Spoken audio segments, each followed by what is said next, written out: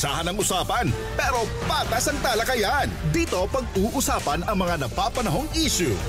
Eye for an eye. Eye for an eye. Kasama po natin sa linya via Zoom si Attorney Vian Gabato, Lawrence Gabato, ang ating pong isang constitutional expert. And matanong po natin po particularly dito po sa batas pambansa bilang 881 o yung Omnibus Election Code of the Philippines. Magandang umaga, Attorney, pagbati po ninyo sa ating po mga taga-pakinig at taga-subaybay. Good morning sa lahat ng taga-subaybay. Good morning sa iyo, Idol Mark. Opo, thank you. Again, nagiging suki nyo na po kami sa lahat po ng usapin po dito sa batas po. Yes po, ito po para po sa pagkakaintindi in layman's term, ano po ba ang itinatakda o ano po ba itong Omnibus Election Code po na ito para po sa mga kababayan po natin po, lalong-lalo na yung mga voting population po natin and even dito po sa mga tatakbo. Okay, so when we speak of Omnibus Election Code, malamang malagi nating naririnig kasi Omnibus Election Code sa election. So, yung Omnibus Election Code natin, ito yung this is the law that generally provides for all the rules with respect to elections all over the country. Although syempre si Batas Pambansa bilang 881 1985 pa yan. So marami ng pagbabago kasi sa saligang batas pa lang meron ng mga naging susog ang saligang batas, tapos meron ding mga dagdag na batas na ipinasa ang Kongreso pagkatapos ng after 1985 1986. So maraming mga batas yan. So may mga amyenda na yan para magkaroon ng pagiging angkop sa panahon yung Omnibus Election Code. So, kaya pati yung kasama dyan yung automation natin, may amendments sa Omnibus Election Code nung mga 2000s, di ba? Yun yung, kung naalala ko, yun yung RA 9369 natin, di ba? So, yun yung mga, example, yun yung mga amendments. Tapos, syempre, meron na ring mga amendments with respect sa mga teachers natin, yung mga nagiging ang tawag diyan, mga Board of Election Inspectors natin. May dagdag na kasi noon maliit lang ang sahod sa Omnibus Election Code. Yes. Nagkaroon na ng modification kasi meron na ring mga aside sa mga Board of Election Inspectors, meron na tayong mga desk officers, yung mga DESO natin eh. So meron yun yung mga pero yung pa rin naman yung batasalos natin na sinusundan ng para sa eleksyon, yung Omnibus Election Code natin. Apo. Attorney Lawrence, ito pong pagkatapos po ng itong ating filing ng COC, and I'm sure isa po sa antabayanan po dito, lalo kami dito sa media, yung tinatawag po natin na substitution. Alam mo yun, naging issue po ito ng mga nakaraang mga nakaraang election po na sinabi nga po nila, parang nilalaro nila ito pong pagpa-file ng COC sa ginagawa nila ng mga substitution. Ano po ba yung latest ngayon na sinasabi po ng ating pong batas po natin when it comes into substitution? Allowed pa ba ito? Kasi medyo nalilito kami. Allowed, hindi na allowed. Ano po ba, Attorney Lawrence? Okay, medyo maingat lang tayo mag-discuss nito kasi kung naalala nyo nung last week nagkaroon ng TRO nag-issue ng TRO ang Korte Suprema tungkol doon sa ilang mga provision kasi ang ganito kasi yan para na maintindihan ng lahat. Although meron tayong Omnibus Election Code, syempre yung ating Commission on Elections gumagawa ng mga implementing rules and regulations by way of resolution. So kada election naman, although syempre nababago lang ng konti kasi parang tulad ngayon, iba yata ngayon ang automated election kasi nung last election Smartmatic eh. So di ba nagkaroon ng pagbabago. So magkakaroon ng pagbabago ng konti doon sa paano gawin yung voting process. Pero pareho naman kasi sa sistema 'yon. Now, balik tayo doon sa tanong mo. Yung sa kaya ako sinasabi maingat kasi may TRO kasi kini-question kasi kasama andun lahat nung regulations ngayon do sa resolution na may ibang mga provision na TRO pero syempre si substitution merong kasing specific kasi doon. Ngayon, ayon sa Omnibus Election Code, open na, of course, yung COMELEC pwede maglagay ng limitasyon kung paano mag-substitute ng kandidato. Kasi depende yan kung yung kandidato mo namatay or talaga nag-substitute ka lang. Okay? So sa ngayon, kasi naalala nyo nun, mga previous elections, sagutin mo natin yung previous elections, di ba? Nung previous elections kasi, inaalaw na mag-substitute, magpalit ng kandidato, di ba? May magpapile, tapos magpapalit ng kandidato.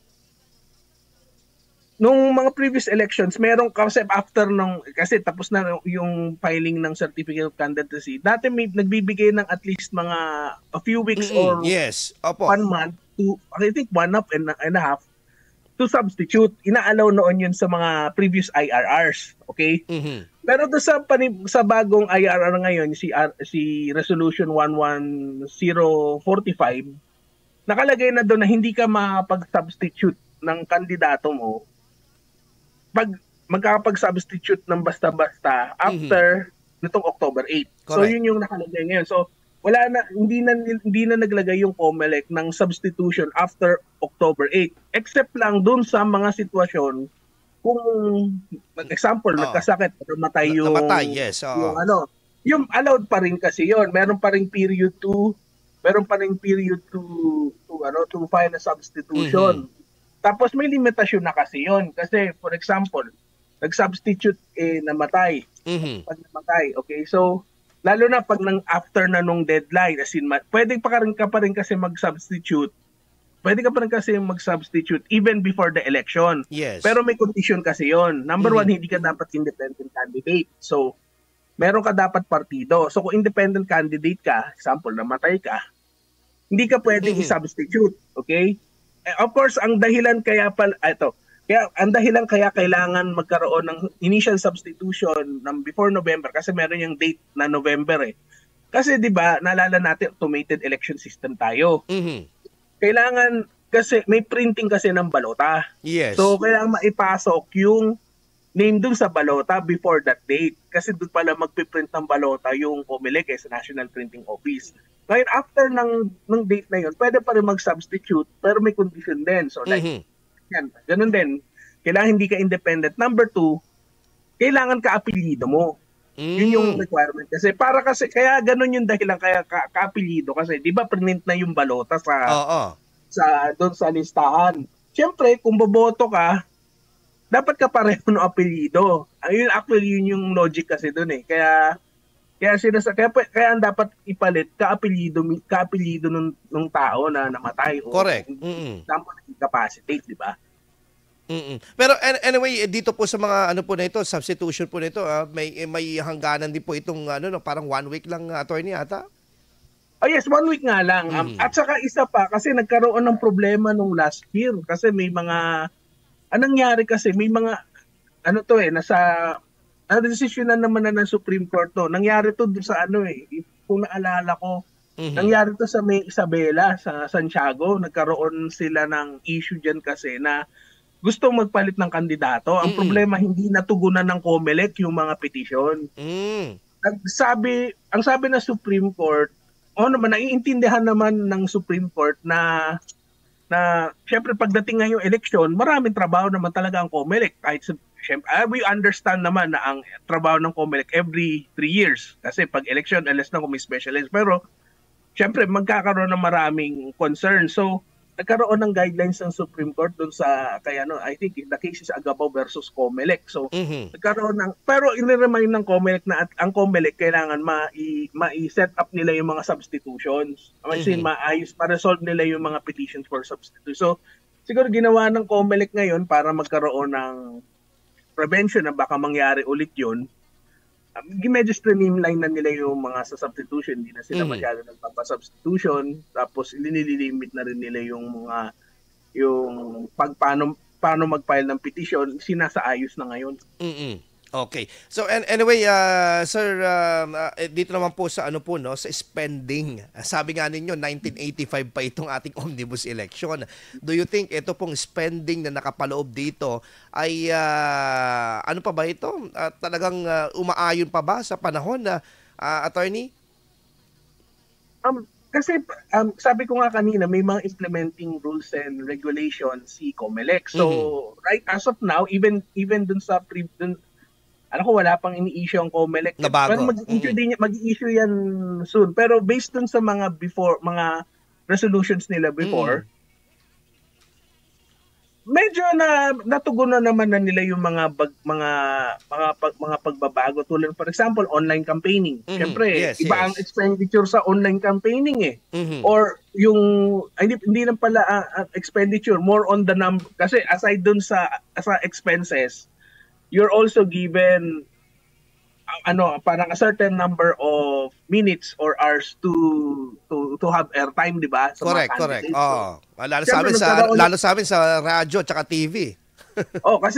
Kasi noon if you can recall, traditional media may parang COMELEC hour lang, di ba? Limited lang din yung space.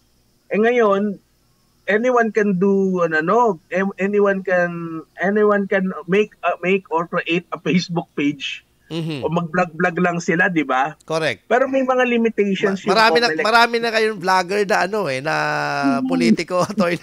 Yes, di ba? Yun ang doon eh. So medyo natugunan naman ng COMELEC yung issue na yun. Pero I think yung sa amount, yung sa expenditures,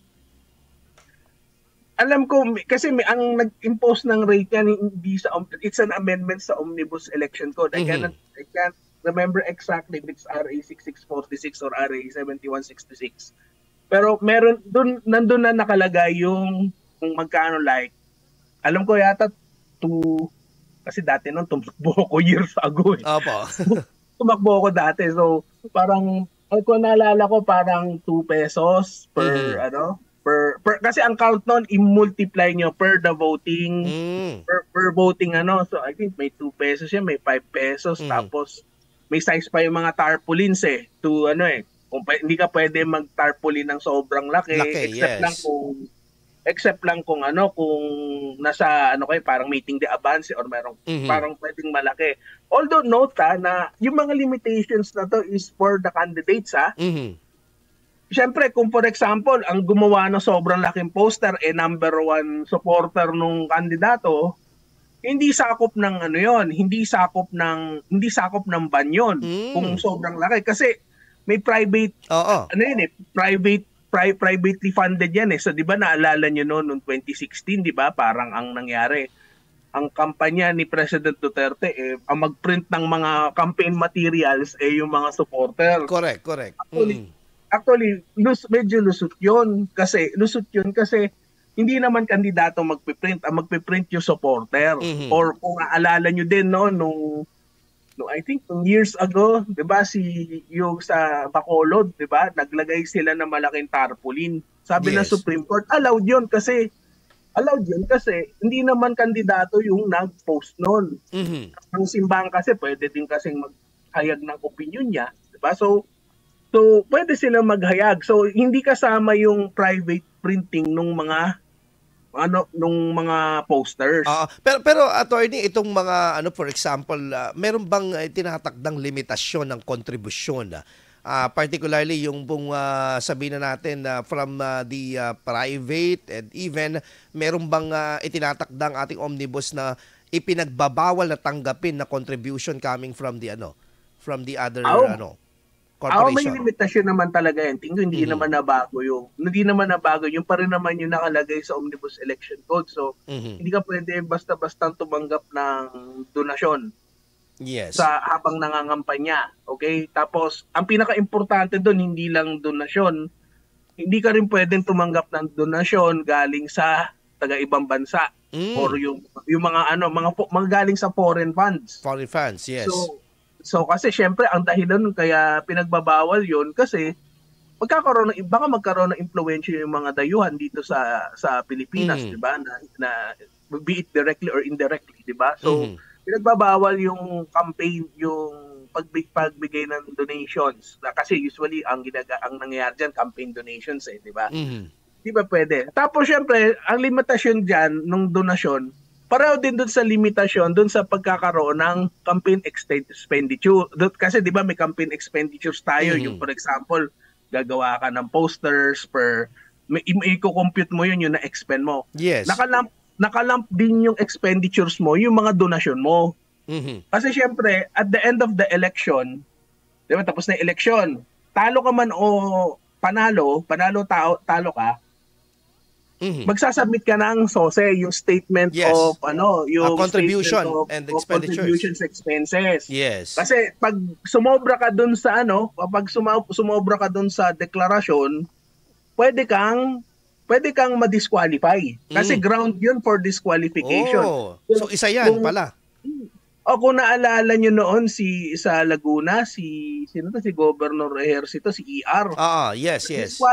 Na-disqualify siya. May desisyon ng Supreme Court doon. Na-disqualify siya kasi lumagpas yung kanyang expenditures na diniklara.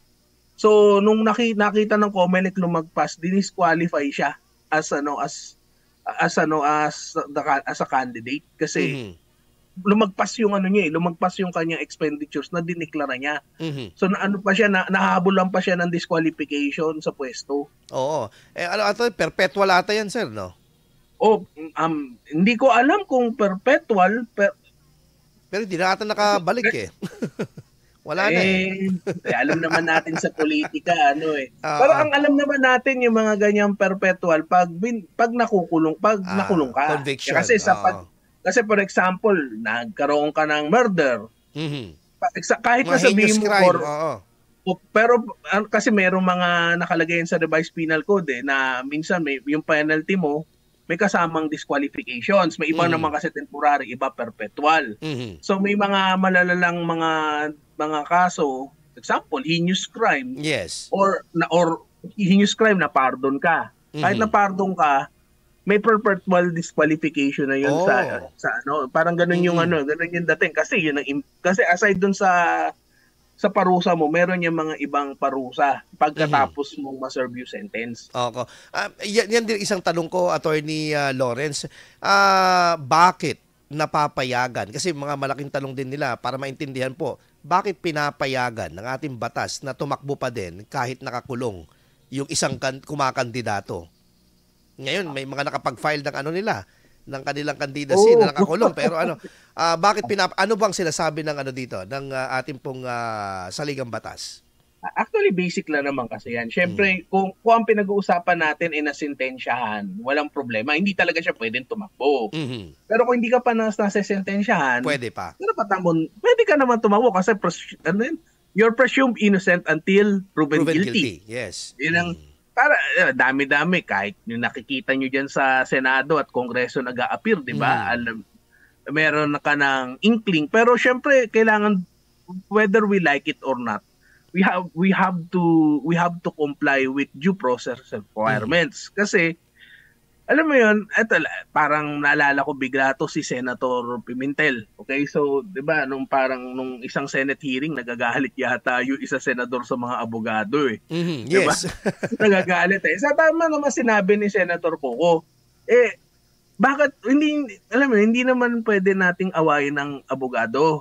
Kasi syempre yung abogado in the first place, siya yung tumutulong sa kliyente para magkaroon ng due process.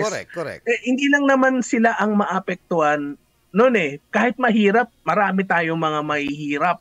Kahit magtanong kayo diyan sa Dagupan sa Public Attorney's Office, maraming mga indigent litigants diyan. Kaya nga sila pumupunta sa PAO para magkaroon ng from pro bono, diba? So nagkataon lang, syempre, yung nakikita natin sa TV, syempre, hindi naman pro bono yun. Pero, of course, the point is still the same na we have a duty to uphold due process. So, alam mo yung kahit na nakakulong lang yan, hindi pa naman guilty yan. Syempre, doon lang naman tumatakbo yung usapan sa batas, di ba? Yes. Siyempre, karapatan nila na magkaroon ng counsel.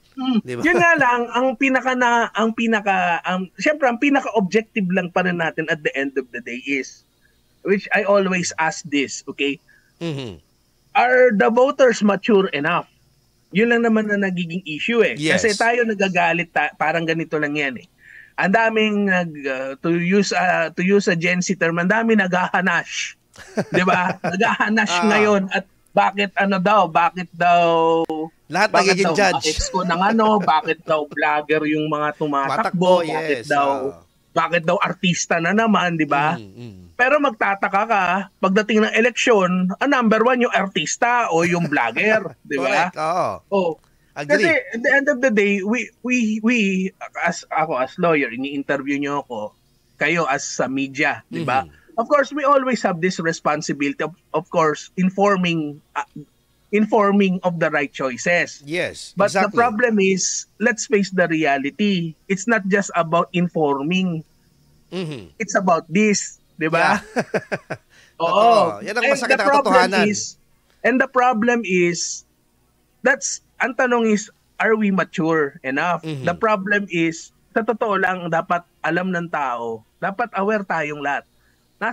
Tuwing eleksyon, nasa atin ang kapangyarihan para magkaroon ng pagbabago o kung ano man ang magiging tahak ng ating bansa.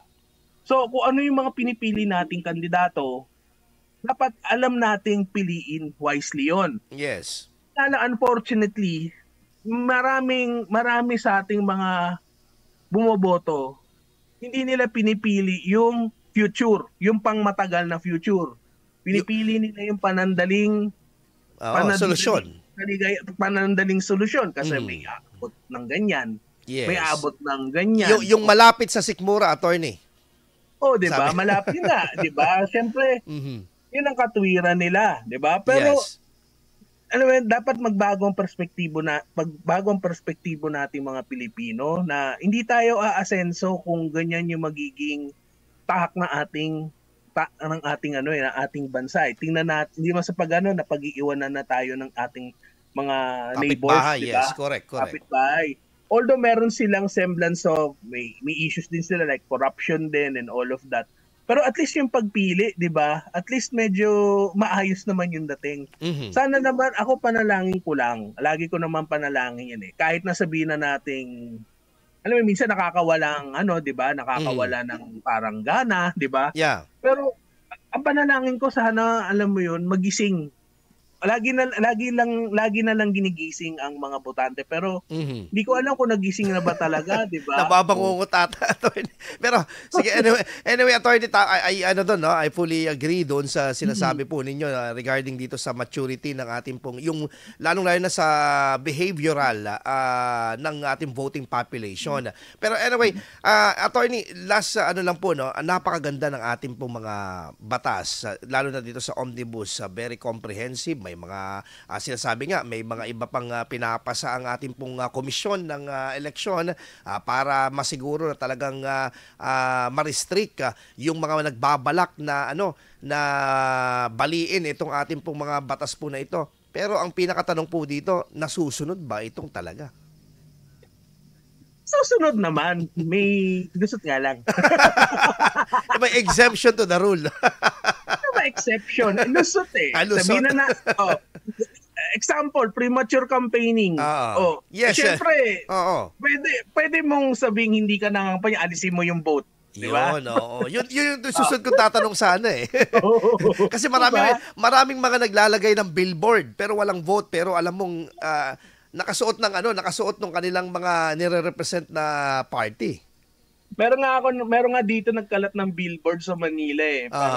Parang vlogger yata yun eh. Parang kaya ako ginagawa, nakalagay doon. Kaya ako ginawa to, malaki nasa malaking billboard, talaga eh. Yung malaking billboard nakalagay doon. Kaya ako nagpa-billboard kasi walang premature dahil merong premature campaigning dito sa Pilipinas. Actually, diba? Parang na-interview ni Sander Kayabyab ng DCXL namin. Oo, diba? May poster siya nakalagay na meron ka hindi daw bawal ng premature campaigning, di ba? Which is true naman, di ba? Yes. Wag mo lagyan ng vote, di siya campaign, di ba? Correct. Siyempre advantage din sa nakaupo yun. Yes. Kasi siyempre, pag nakaupo yun, siyempre uma-action ka, siyempre kasama sa trabaho mo yun, impliedly, nagkaroon na rin ng campaign, di ba? Tama. Oo, kasi indirectly ano. Pero anyway, last question na lang, Attorney Lawrence. Ito pong vote buying na tinatawag po natin. Ano po bang sinasabi ng ating pong omnibus election po dito? Okay. Vote buying. Okay. Let's be frank, okay, about vote buying. Isang malaking lusot din yan. Ako nagsasabi sa iyo. Kasi syempre, pag sinabi mo kasi vote buying, sa context kasi yan na syempre may lalapit sa iyo para magbayad para bumoto ka sa kabilang partido, 'di ba? Okay. Pero well, ever since nagkaroon ng automated election system, medyo naging sophisticated na ang mga bagay-bagay. And this is true not only, this is true anywhere. Yes. Ngayon, ang nangyayari ngayon, it's ang nangyayari ngayon is, well, how I'm going to describe this? Nangyayari ngayon, napansin nyo, di ba, napansin nyo naman siguro, especially sa provinces, di ba, may mga political coordinators na tayong naririnig. Meron, diba? marami. May naririnig tayo na babaril di ba? Naririnig tayo na babaril. So, nangyayari ngayon, parang nagkakaroon na ng parang ganyang coordination. So, they're now trying to pull everything, di ba?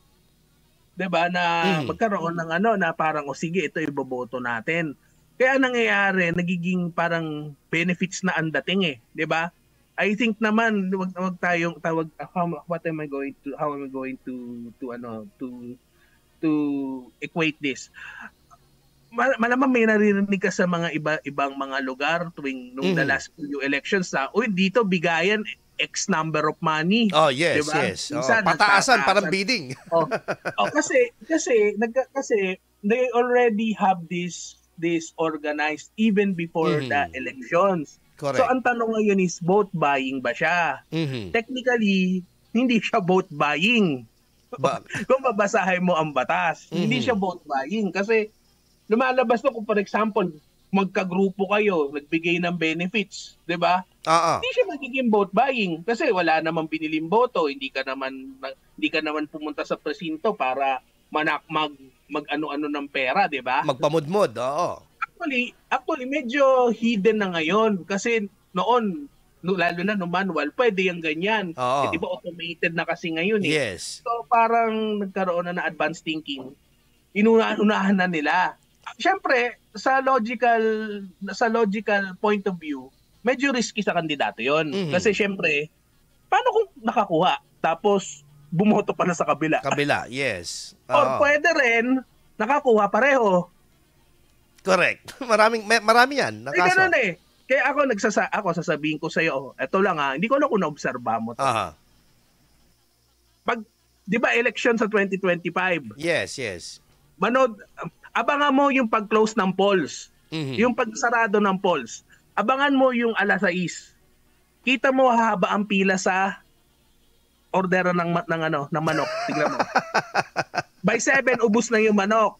Tapos the next day, makikita ka, maraming ka nakikita nakasalubong. May bagong electric fan, may bagong Yes. Parang dito sa amin yan. Diba? After na election, parang... Correct. Agree. Sold out yung manok. Happy talaga yung manok. Sold out yung manok. Tapos the next day, sold out din lahat ng mga Emilio Limnyo. Correct. So ito hindi mapipigilan to. At saka meron na yung electronic, yung mobile na lang ipapasa yung pera. Gcash na. Yun. Isa pa yun. May Gcash. Correct. In fairness naman sa Comelec, alam ko naman, kahit noong 2013, they're trying to prevent this from happening. Dahil naalala ko noon, ang Comelec nag-impose ng parang travel ban on money. Yeah. Yung example, magta-travel ka, may dala kang isang bilyon. Correct. Pero may mga ganong measures naman ang Comelec. I don't know kung mag-i-implement. Mahirap yung mga GCash. Kasi wala na Hindi, mahirapan undetectable yan di ba? Undetectable yan. Pero nagtatry naman ng Comelec, in fairness to them. I mean, alam ko wala sa Omnibus, gumawa sila na IRR doon. Pero alam ko meron sila yung may ban sila on traveling with a large amount. Okay? So So, yun, may mga ganong mga measures naman ang COMELEC. Of course, pero syempre, ganun pa rin na nangyayari pa rin Yes. Attorney Vian Lawrence Gabato, constitutional analyst. Thank you Thank you. Thank you very much po. Salamat po Sige. sa oras po and thank you.